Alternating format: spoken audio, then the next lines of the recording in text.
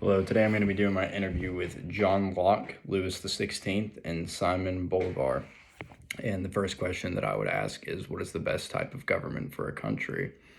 John Locke's answer would be, I believe the best government is one that protects natural rights, life, liberty, and property. Government should exist for the people, not the other way around. If a government becomes abusive or fails to protect the rights, the people should have the power to change it and possibly overthrow the government. And then Louis XVI's response would be, a strong monarchy is the best system. A king provides stability and order. When too much power is given to the people, it can lead to chaos, like what happened during the French Revolution, for example. And I believe he might also throw in tradition and authority are necessary to keep a country functioning. And then the last response to this question would be from Simon. And Simon would say, I think government should reflect the will of the people, especially after seeing how colonial rule treated Latin America.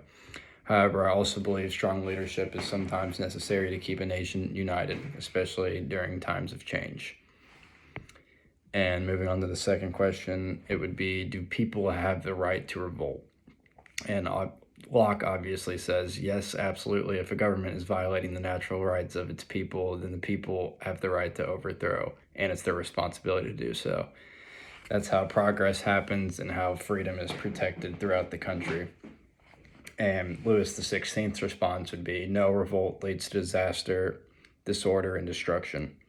When people rebel, it often results in violence and an instability within the country, making them look weak. And he believes there are better ways to address problems than completely overthrowing the entire government. And then Simon's response would be, yes, especially in cases like Latin America where people were under unfair colonial rule. Revolutions are necessary to gain independence from Spain to give people control over their own future and land. And moving on to the third question, it would be, what was your biggest challenge? And I believe Locke's biggest challenge was getting people to accept the idea that government power should be limited. At the time, many believed kings had absolute authority over everyone, so his idea was very controversial. And then Louis XVI, his response would be, my biggest challenge was dealing with the economic crisis in France and the growing anger of the people. I struggled to maintain control as the revolution grew, and eventually it led to the end of his monarchy. And then we're moving on to the last response from Simon, and that would be, my biggest challenge was not just gaining independence, but keeping the newly freed countries united after independence.